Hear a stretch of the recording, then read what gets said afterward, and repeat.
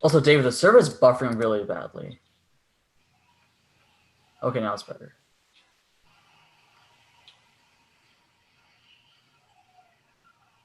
Oh, okay, there we go. We're good to go now. All right, so now Zihan, now that everything's working, you can announce the workshop. Okay, and I need to remind myself to change this one back. Yeah. Okay, I got it. I'll remember to do that. Oh yeah, you're yellow. Just make sure you remember, otherwise screw up. So should I screen share now? Yeah, and make sure to record then. too. Both Cody's workshops apparently didn't record. They didn't? Okay. Yeah. Record, please record to your computer. I shall.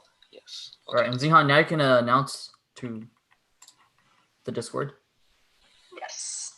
All right, then. I shall see you guys later. Where are you going? I'm going to do some other stuff. Oh, okay. All right, bye.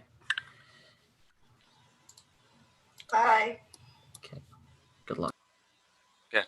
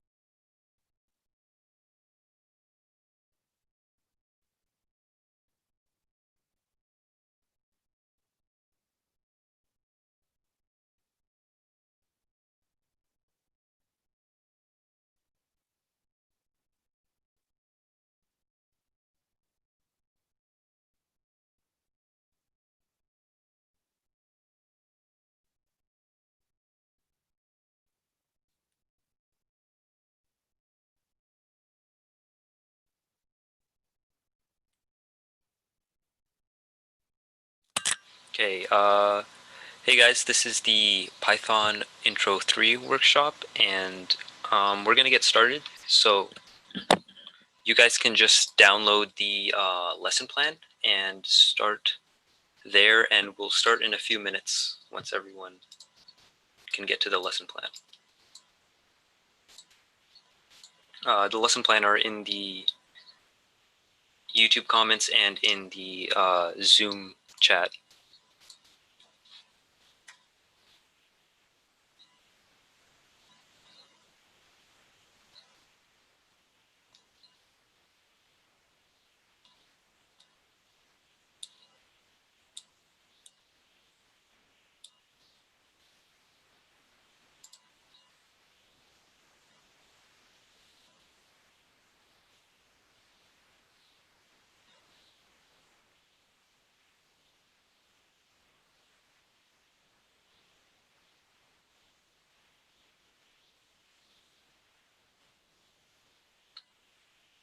Yes, yay Python indeed.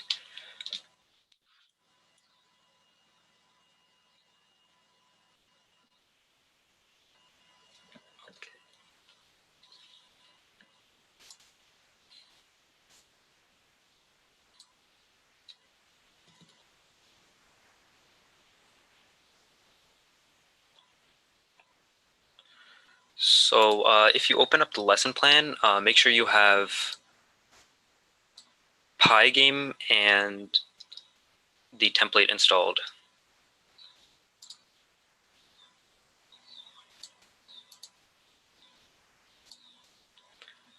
Okay.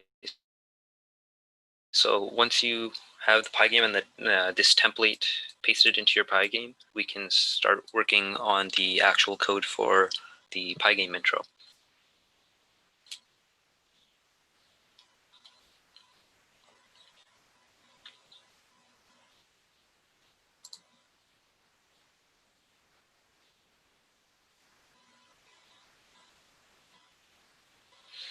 Okay, so if you have pygame installed and the Python intro set up,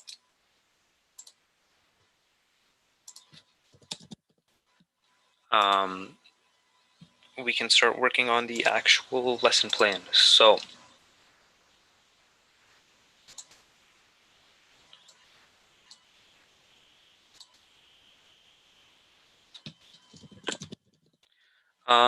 to start with, we're gonna talk about the template. So Hey, if you, Arsalaan. yeah, hello? Hey, you actually, can you send me your lesson plan? Because you're actually not on a mod for the YouTube thing, so you can't post links. Oh, okay. Yeah, can you send it over on the Zoom group chat, and then I'll post it for you? Yep. I sent it on the Zoom group chat. No, I can't see. I just joined. Oh, okay. Yeah, because I saw your message there without a link. Oh, actually, if it's the one you sent me on Discord, I can just. Okay, never mind. All right, I will go ahead and put this over. All right, you go on, buddy. So we're gonna start off with the pygame template. So this is the template that we're gonna use to actually initialize pygame on our Python. So if you just paste the template into your Python IDE, you can see we import pygame, and then we set up a bunch of initializations here for pygame. And we'll just quickly go over what each of these things do before we actually start working on the pygame. So to start off with, importing pygame. So pygame is something called a library, and libraries are like code that other people and companies have written so that we can make development easier for individuals. So pygame is a library used for graphics in Python that allows people to easily turn Python code into graphics. So when you import pygame here, basically it's putting the library into your IDE so you can use it. So next we have the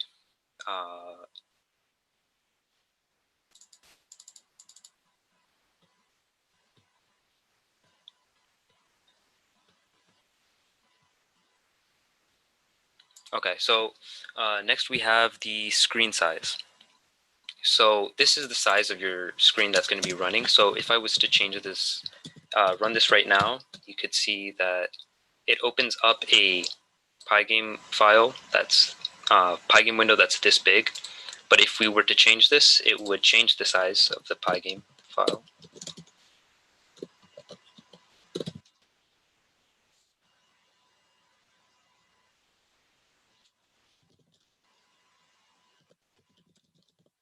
Oh, is my lesson plan not?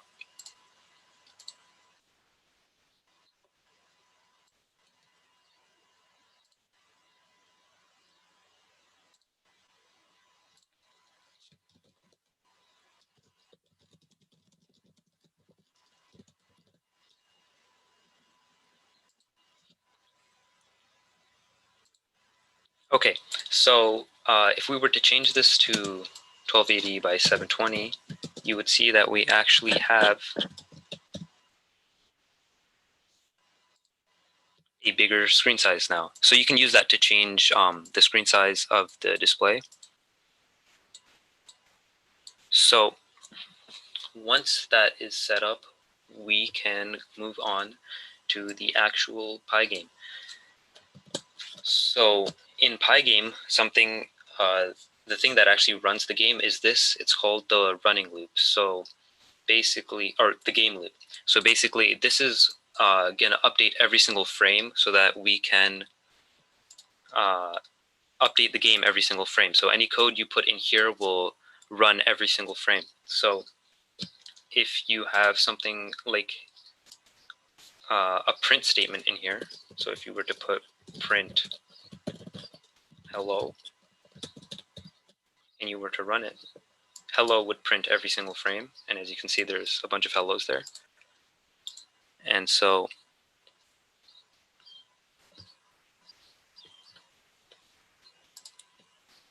yeah. So after we've gone over the loop, we can talk about variables. So in the first two workshops, we talked about how variables can be used to store information.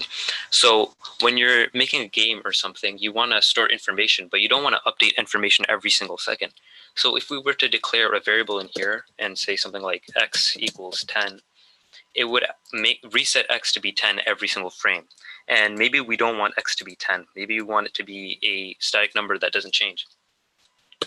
Or maybe we want x to change over time. So something like a health variable would be a good example. If we want to set x to 100, health to 100, we don't want it to update every single frame to reset to 100 every single time. So you can put that outside the running loop to make sure it doesn't update every single time. So that's where we put our variables outside of the running loop.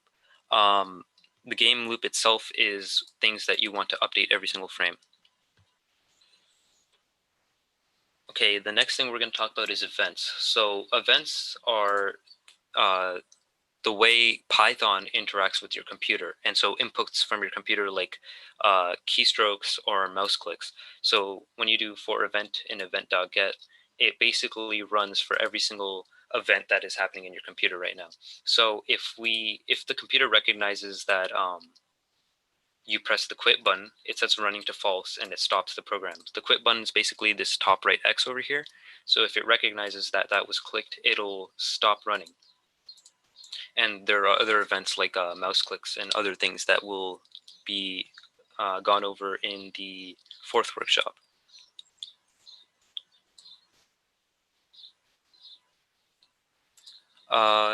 So let's move on to the actual fun stuff, which is drawing. So in pygame, when you want to display things, we use a draw function. And the draw function does exactly what it sounds like. It draws things onto the screen. So when you want to draw something onto the screen, you use the draw. So let's say we wanted to draw a rectangle. If you go into the lesson plan, you can see that the function is called draw.rect. Draw.rect draws a rectangle. And so when you're drawing the rectangle, you need a few parameters to tell Pygame where to draw the rectangle and how to draw it. The first thing is the screen. So if you just tell Pygame to draw it to the screen, which was declared over here, it'll draw it to the current screen that you have on your PC. And then you need to set how the color of the rectangle. So as you can see over here, I have some preset colors such as red, green, blue, black, and white, which are all RGB values, which is red, blue, and green. So over here we have red, which is the max on the red value, 0 for blue and 0 for green, which is going to turn this into a red color. So if you wanted a red rectangle, we can use red. and then we can set the position of the rectangle. Now, when you're setting the position of the rectangle, pygame uses a Cartesian plane, which is the x and y coordinates. So if you want to draw a rectangle on the position, the way it works is you put in the x coordinate, the y coordinate, the width of the rectangle, and then the height of the rectangle. So let's say you have the x and the y coordinate. Let's say you want to draw this at the top left corner of the screen. So the x coordinate starts at the top left corner of the screen.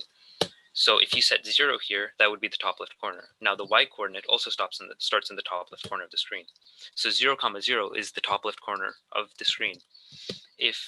And then the width and the height of the rectangle are how big you want the rectangle to be.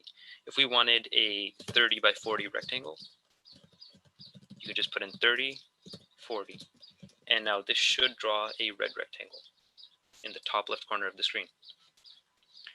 So now when talking about the Cartesian plane, it's important to know that when you increase these values, the x values go from left to right, but the y values go from up to down. So if we were to increase the y value of this by 10, you'll see that the square actually moves down by 10. I'll make that a bigger number. Let's do 100. You can see that the square actually moved down. And if you change the x coordinate to 100, you'll see that it moves right.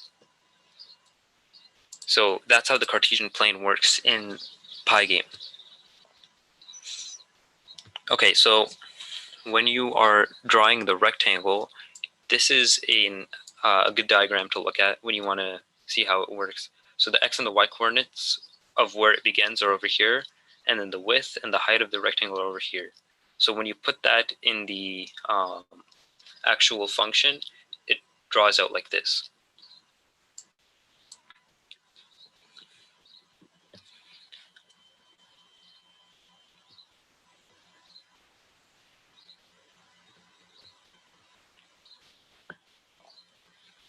So let's say you wanted to draw a golden rectangle. How would you do that?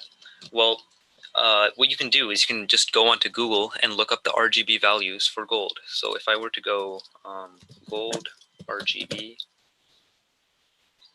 gold and yellow over here, we have this RGB value right here.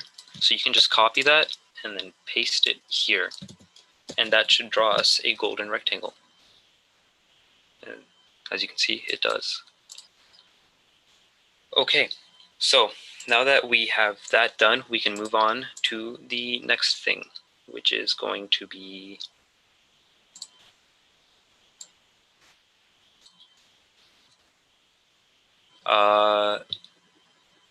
drawing a line. On the actual lesson plan, I have some mini exercises that you can go over afterwards if you want to experiment with these functions a little bit more.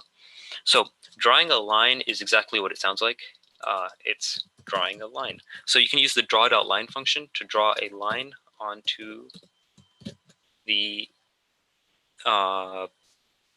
screen. So if we're drawing a line onto the screen, there are certain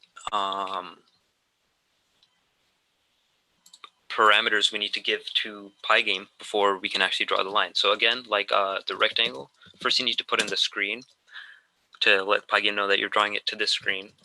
Then is the color. So this time let's draw a blue line. And then the next part is the coordinates of the line. So like a rectangle, it uses coordinates, but this time instead of a width and a height, it's just a line. So it needs two coordinates, the starting coordinate and the ending coordinate, and it'll draw a line between those two coordinates. So if we were to do something like 10, 10 to 100, 100, it would draw a straight line from the points 10, 10 to 100, 100. As you can see, it does. I'll make that a bit bigger. If we draw to 700, 700, you can see it draws from 10, 10 to 700, 700, and that's how draw.line works.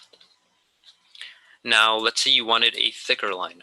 you can add an extra parameter, which is the thickness of the line. So if I were to put 10 here, it'll draw a line that's 10 pixels thick. And as you can see, it's a bigger line. So that's how draw.line works. And it's important to remember that all of these numbers can be changed out as variables. So let's say I wanted to set a variable for thickness. I can have a variable called thickness and set that to be equal to 5. And then in the thickness area, I can just write thickness. And that should draw a line that is 5 pixels thick.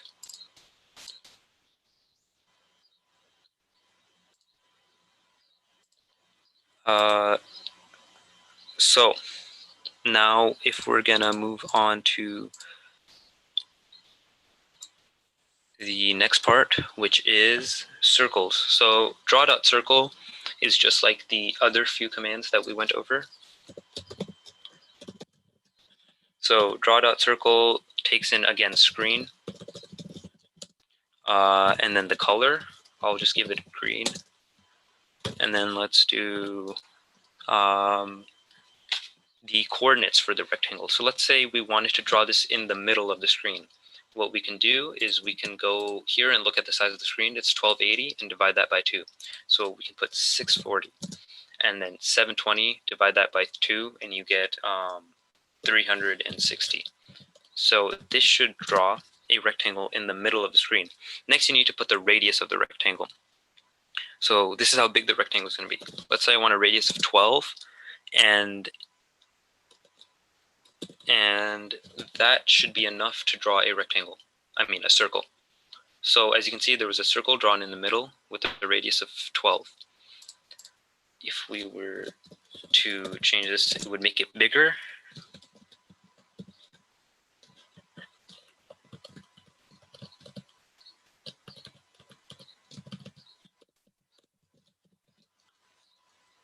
And now we have a bigger circle. So the radius determines how big the circle is. And then again, you can do thickness to change whether the circle has any fill inside it or not. So if we were to do 1, it would give the circle a thickness of 1, meaning there's no fill and the thickness of the outside circle is 1. If you were to make it 10, it would give you a thicker circle. So once we've gone over circles, we can talk about moving actual objects. So when you are drawing in pygame, you can, if we're drawing a rectangle, let's make it green, and then let's draw it at 640, 360, and then let's make it a width of 100 and a height of 200. And then let's make it a thickness of 10. As you can see, there is a rectangle drawn with a thickness of 10 and a height of 100 and a width of 200, or a width of 100 and height of 200. So now if we want to maybe change something about this circle as the game goes on, maybe we want to change the height of the circle as things go on. We can first set height to what it currently is, 200, and change this to height.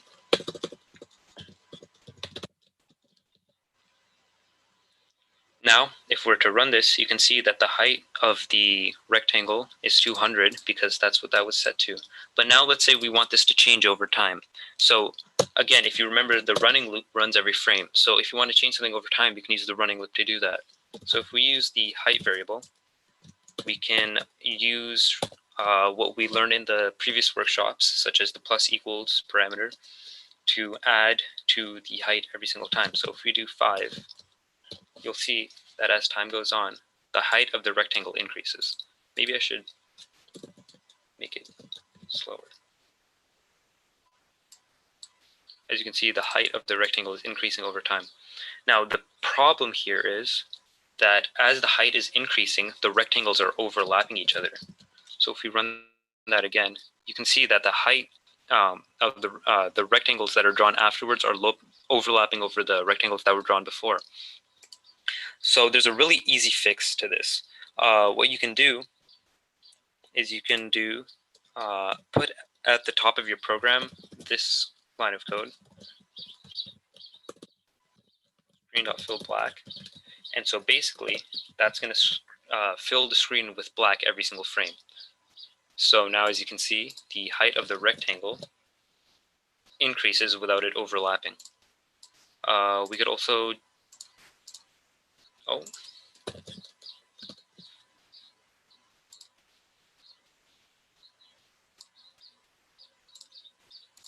we could also change maybe the x coordinate of the rectangle every single frame. So let's say we want to start the x at 10.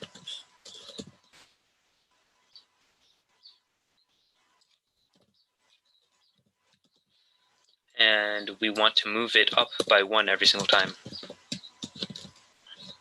If we did that without this screen.fill black, if we would just comment this out right now and run it, you'll see that the rectangles overlap each other. And so you don't actually get an unfilled rectangle moving across the screen. To fix this, we can put the screen.fill black command there, and you can see the rectangle moving across the screen. So now that we have that done with, we can move on to the exercises. So the first exercise that I had in here for drawing was an exercise called Foursquare. So basically, in this exercise, we want to try and draw these 4 squares onto the screen. And so basically, to do that, we need to find the coordinates of those squares. So to do this, we can basically just go through a little bit of math to figure out what the positions of the squares should be. So if we take a look at the squares, there are 4 of them, and they're all drawn around the center. So first of all, we need to find the center. So let's just write that down. Again, the center was 640 by 360. So we're going to be using that. So how about we draw .rect screen green, and then for the positions we put 640, 360, and then we'll use 200, 100, I guess, to draw the rectangle. So we have one rectangle drawn on the center of the screen. So if we look at the picture, we drew the first rectangle. So now we need to draw the other 2 rectangles. So the blue one, the other 3 rectangles, the blue one, the red one, and the pink one. So let's start with the blue one first, because that's probably the easiest. All we have to do is take this rectangle and move it up a bit. So what we can do is we can take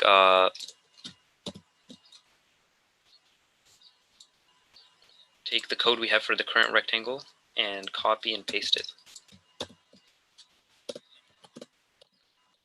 And then let's change the color so we can see the rectangle. And now we need to move this rectangle up a little bit so that it is on top of the other rectangle. So the height of this rectangle was 100. So if we take the y coordinate and move it up by 100, we should have this rectangle being on top of the other.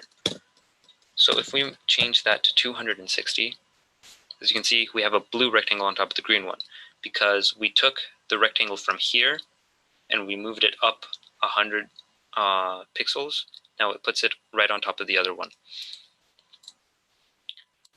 Once we have that done, we can work on the next one.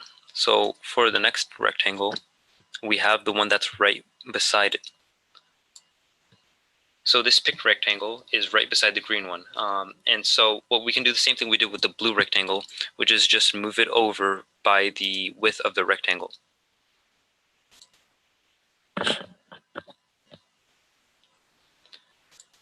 So when we want to move over by the width of the rectangle, we can do the same thing again. We can just copy this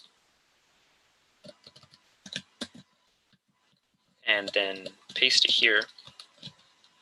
And let's change this color to something like white. And now we want to draw this rectangle on the left of the green rectangle. So basically, we need to find the width of the rectangle first, which was 200, and move this rectangle over by 200 pixels. So if you go to the x-coordinate, we want to move left 200 coordinates so we can be beside it. So if we go to 440 instead of 640, as you can see, we have a white rectangle drawn on the left side.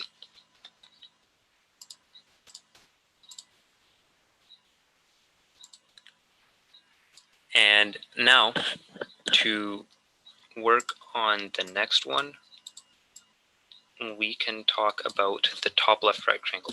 So this one's probably the hardest because you have to move both left and right. But if we look at what we did to this rectangle and what we did to this rectangle, you can see that we moved left by a little bit and we moved up by a little bit. And for the red rectangle, we need to move left and up. So basically, we need to do the same thing we did to both of these and apply both of those instructions to the red one. So let's draw a red rectangle. And we need to take the green rectangle and move it over by 200 because we want it to be to the left. So we've already done that. We have 440. So now we need to move the rectangle up by 100 like we did to the blue one. So for that one, we changed the y-coordinate of the rectangle to 260.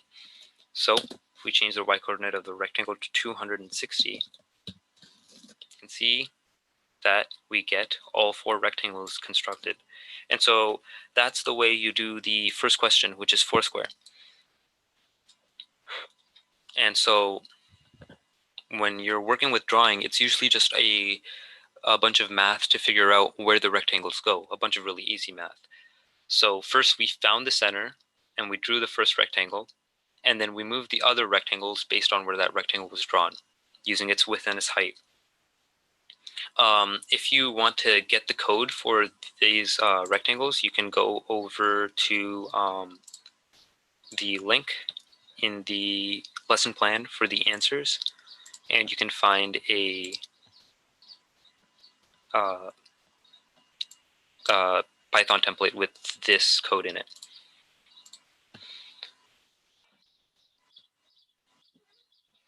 Okay, so for our next one, we have moving rect. We already did this one while I was explaining how variables work. So basically, we want to draw a rectangle that moves across the screen from left to right. We can use and so the hint here is to use a variable for the left x-axis. So first, let's draw a rectangle. So we'll do draw.rect screen, and we'll do white, and then we'll just draw it at 10, 300, and we'll make it 100 by 200, or 200 by 100. And so if you draw this rectangle right now, you'll see that it draws on the left side of the screen. So basically, to get on the left side, we went ahead by 10 pixels, we went down by 300 pixels, and then we drew the rectangle to be 200 by 100. So ahead by 10, down by 300, and then 200 by 100. And this draws the rectangle at the left side of the screen. So the next part of this problem is to draw the rectangle moving from left to right. So the hint was to use a variable for the x-axis. So we can set a variable, name it x equals 10, and change this to x. So if we run this, you'll see that it draws the same rectangle, and now we can use this variable to update every single time. So if we do x plus equals 1, you'll see that the rectangle moves from left to right. And then if we were to do something like x plus equals 5, you'll see that the rectangle moves from left to right a lot faster because you're increasing by more each time. So that's how you do the moving rectangle question. Just move from left to right as by using a variable to change the state. Okay, so once we have that done, we can move on to the third question. Now this question's the hardest one, creepy red squares. So we want to make these squares in pygame. Now in the last few lessons, we talked about using for loops to change things, or to iterate through. And as you can see here, we have 30 different squares. Now we could draw a rectangle and then copy and paste 30 times. But that would be a lot of work because then you would have to individually go in and change every single value. There's a much easier way of doing this, and so let's figure that out. So first, let's draw the first rectangle we see here. Let's start with the one in the middle, and then we'll start drawing outwards. So if you look at this rectangle, you'll see that it's not actually starting from the middle, but it's around the middle. So first we need to draw a rectangle that's around the middle. So let's do draw.rect screen, comma, red, comma. Now we want to have the position of the rectangle. So again, the middle of the screen is 640, 360. And for now it's a square, so we'll just do something like 60 by 60. And if we were to draw this, you'll see that we get a square. Now, it might be hard to tell, but the square isn't actually around the center. The top left corner of the square starts at the center, and then it goes down. But that's not what we wanted for this question. We wanted the square to be around the center, like that.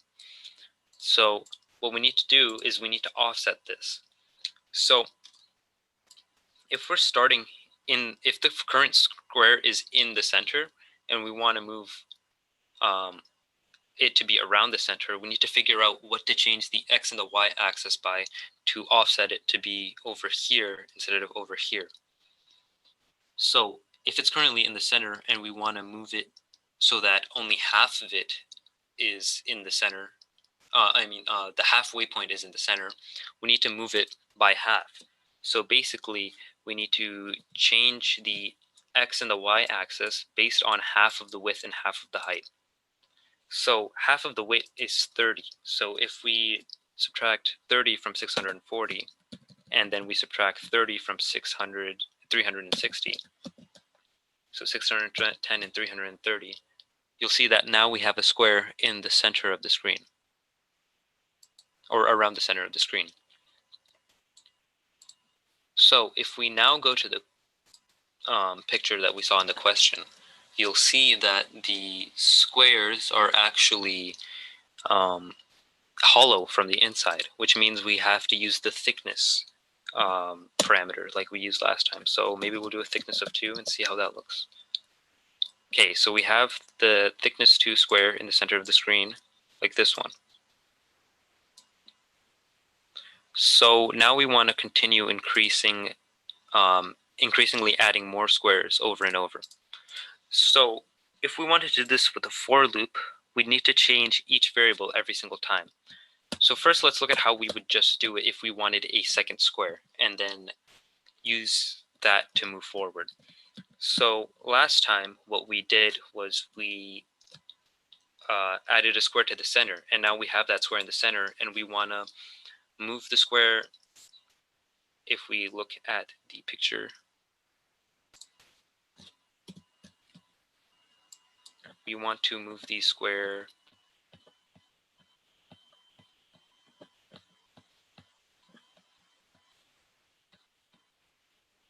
it's not loading. There we go. So we want to move the square, then the second square around the first square is to the left a little bit, to the upwards a little bit, and then a little bit bigger than the other square. And that gives you that effect of being around the other square. So we can basically do what we did last time, just move it left a little bit and move it up a little bit. So let's have a pixel offset of maybe 10. So instead of 610, we'll have 600. Instead of 330, we'll have 320. And try drawing that. So as you can see, the square starts at the right position now, but it's not big enough to encase the other square. So we need to make the square bigger. In order to make it bigger, what we can do is we can change this offset right here, which is the width and the height. So since we moved it over by 10 and up 10, let's try changing the width and the height by 10. Now, as you'll see, this doesn't actually work because what it does is it makes it just as big as the other square, meeting it on the width and the height. And as you can see, the sides are met now. So instead of moving it over by 10, we need to move it over by 20. So we can change this to 80 and 80. And now we should have 10 pixel offset from the surrounding of the rest of the square. Okay, so now that we have a 10 pixel offset from the surrounding of the rest of the square, we can start using the for loop to automate this process. Instead of writing this out every single time and manually subtracting 10 and manually adding 20 to this every single time, we can use a for loop. So if you remember, we'll just comment this out so we can remember it for later. If you remember, a for loop goes like this: for I in range, and then the number you want it to go, number of times you want it to iterate. So let's say we wanted 40 squares. For I in range 40, now we need to draw the squares. So if we were to just draw one rectangle, let's draw the first rectangle right here that we've commented out.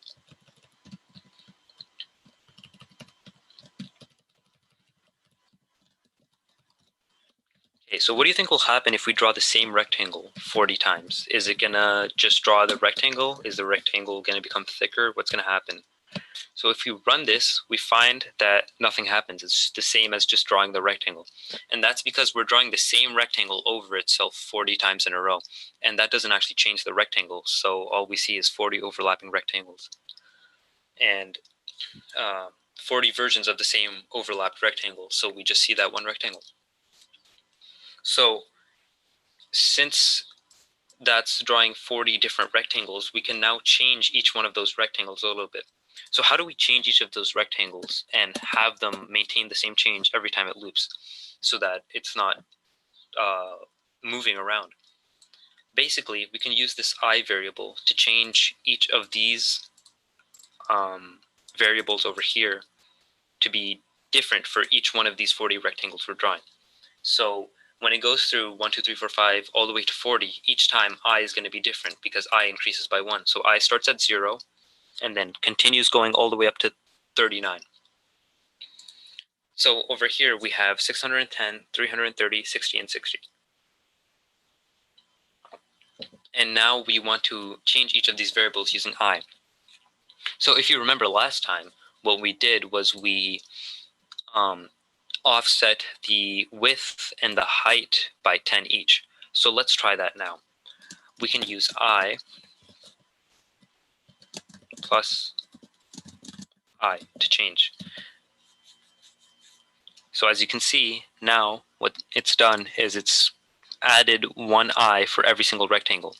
So each of these differences is just 1 pixel. Oh, and it's actually supposed to be subtract I.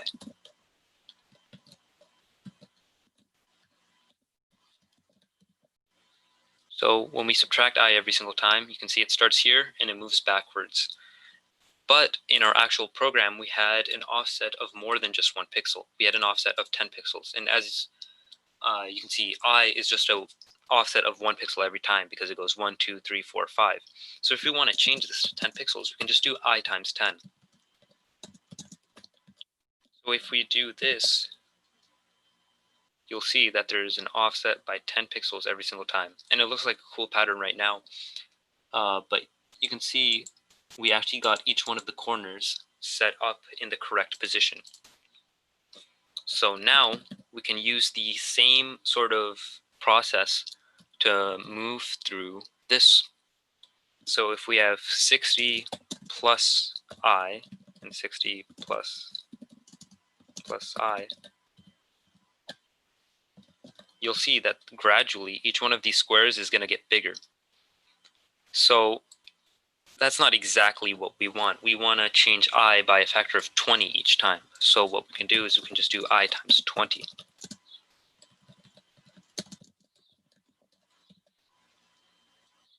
And as you see, we have the whole program done. So now we start at this rectangle, and for every I, we move up and back by 10, and then forward and down by 20.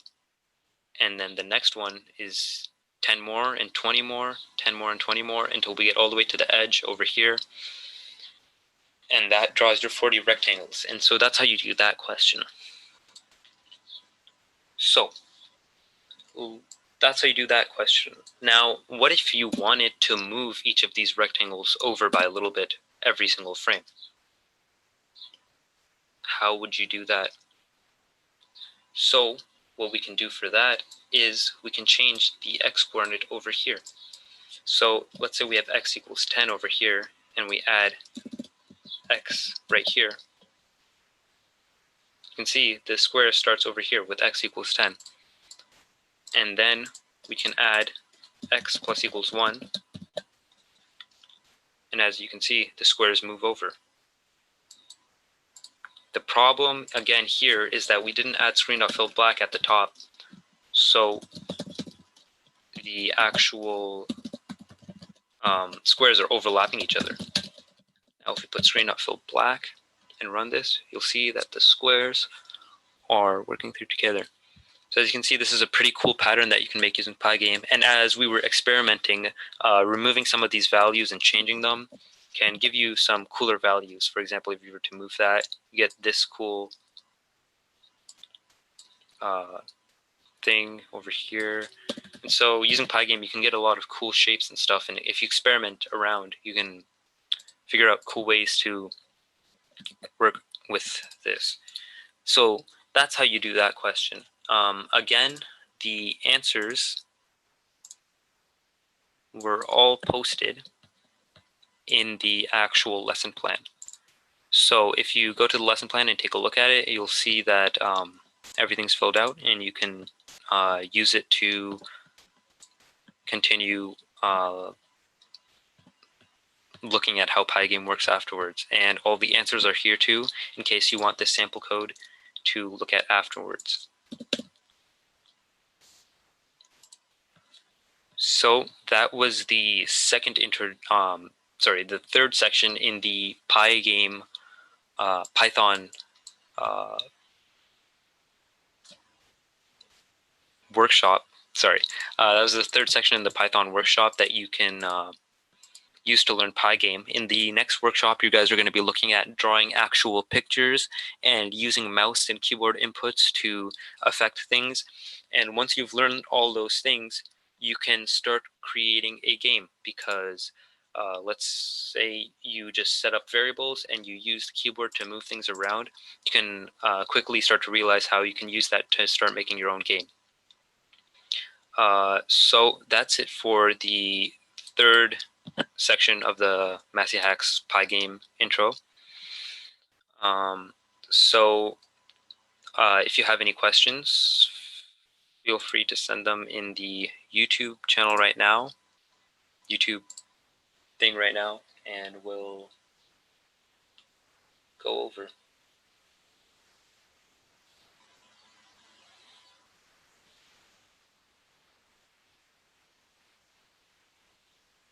Any questions?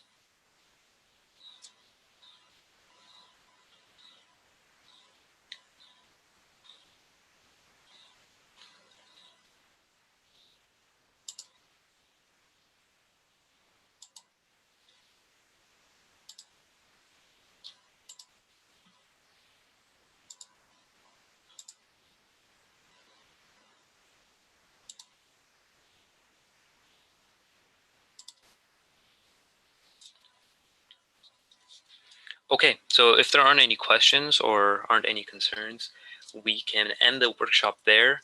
All the resources are in the lesson plan again. So basically that's it. Thank you for tuning in, and you can catch the next workshop in an hour from now. So yeah,